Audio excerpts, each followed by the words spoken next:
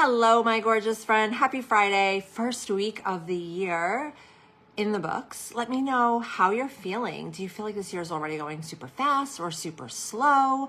Do you feel like you are really conquering it and keeping to your intentions, really embodying your word of the year if you picked one? Or do you feel like we're still caught in 2025 somewhere? We haven't quite made it to the new year, but we're getting there.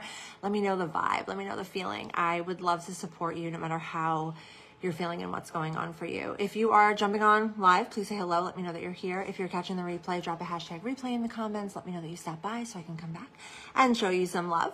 Today, I wanted to bring forth something to the collective that I have been feeling myself. And I asked the question, what's keeping you from growing? And so last year, I did not exactly have the year that I expected. Not with my consulting business and not with Glitter at Glam. And so towards the end of the year, I started looking back and doing some reflecting on what was going on.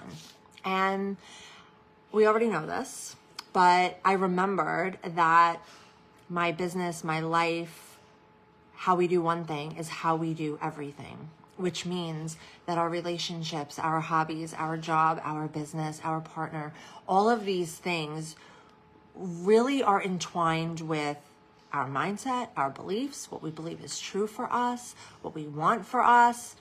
And some of that is really influenced by the conditioning of society, of influence of other people around us. And so we already know that how you do one thing is how you do everything, but it's not always obvious that our business is a mirror of our mindset. And that your current identity, or who it is that you currently identify with, may or may not be actually supporting and in line in alignment with your desired business growth. So looking at who we were as a kid, maybe who we were in our 20s, maybe who we were 5 years ago or 10 years ago, who we are today versus who we want to be, there's learning and knowledge, but more importantly and more powerfully, there's embodiment. And so I spent a lot of time over the last couple of years learning all the things. And then it was time to really step in and embody that identity. Embody the desired mindset, the desired results, and really show up and stand up for that, really practice that day in and day out. And for me, and let me know in the comments if you relate to this as well, I can really be a perfectionist. And what I found was that my perfectionism can hide some of my fears. It can stop them from really coming out as what they are. And instead they just moonlight as it's not perfect, so we won't do that yet. Now, perfectionism stops me from doing a lot of the projects that I wanted to do last year because I wasn't sure about all the details. I wasn't exactly sure how it was going to work. I wasn't sure how it was going to be received, right? It was not perfect. There were questions. And as a result of not having all of the answers, I decided not to do it instead of going and searching for the answers, in doing what I knew how to do and trusting that the answers to the unknowns would come. Does this sound familiar? Let me know in the comments. Let me know if you've ever said, I don't know, when really you did know. You just were afraid to claim it, to say it, to want it, to do it.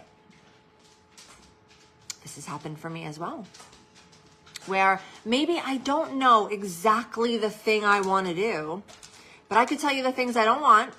I could tell you what I don't want to sell. I could tell you what I don't want to create.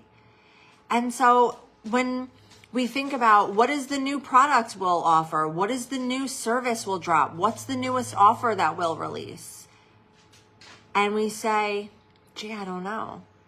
I'm not sure.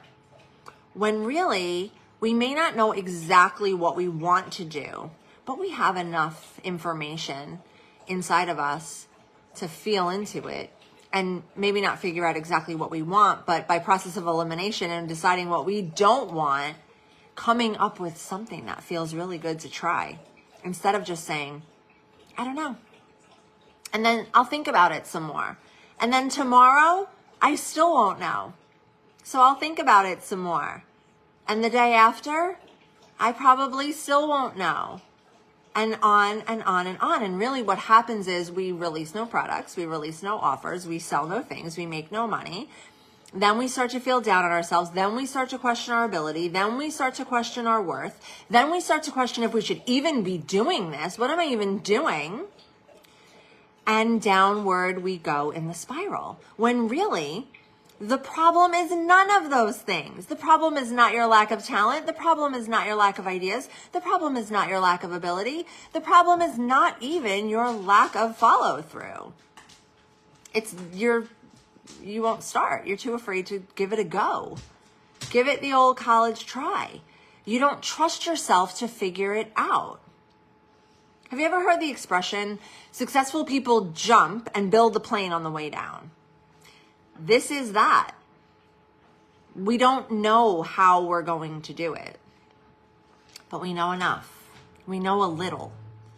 And by taking one step towards a little, we learn a little more. And we learn a little more. But see, many of us are creatures of comfort. And we're managing what we've got going on. It's not perfect. It might not be what we want, but we're figuring it out. And that often is more comfortable than the possibility of change. And so this is the pattern that we need to interrupt. If we're going to leave that old identity behind, step into the new one, who has everything that she wants, who has the life she desires, who has the business she desires, who has the relationships that she desires. So I know for me, when I didn't have all the answers, my inclination was to become invisible until I figured it out. But being known for something is better than being known for nothing. And I never wanted to put myself in a box. I was always very worried about that. But really, what that kept me from was being known for some of the things that I'm really good at. And so in the beginning, I assumed that whatever it is that I decided to do is the thing I'd have to do forever. Can you relate? But that's not the truth. The truth is you get to do what you're doing until the next thing comes along. Until the next opportunity. Sometimes this looks like outgrowing our current structure. Sometimes this looks like burning out. Sometimes this looks like, sorry, I got a happy puppy here trying to play with me. So if you hear the pitter patter of puppy feet, I apologize. This can look differently in our life, in our business. But often what happens is we're not exactly sure what to do, so we don't do anything, and so we become the internet's best kept secret. Sometimes we even stop working, stop sharing. But really, at the end of the day, the only thing in the way was you trusting yourself to figure it out. And so hiding in order to figure it out doesn't work. I can tell you this for sure. The thing that works is continuing to show up, doing the best we can with what we have at the time. The best we have with what we can do. The best we have with what we know. The best we can in the moment. And then when we know better, we trust ourselves to do better. And so it's really important to check your mindset, because it is a mirror in your life for your business, for your relationships, for all the things. Now, life is wild. So it's easy to fall into a mindset that doesn't support your overall goals. And to that, I will leave you with this. We always have a choice in life as to which perspective we are going to adopt. There's always one that supports us, and there's always one that doesn't. And so really the practice becomes in choosing which mindset we are going to believe and holding that mindset. Even when there's no evidence, even when there's no proof, even when it seems like it's the other thing, for sure. We refuse to believe it because we believe that things are always working out for us. And on that, I will leave you as the dog is barking. Let me know in the comments how this lands for you. Let me know what comes up for you, because I would love to support you and continue the conversation. Have a great weekend. I'll see you soon.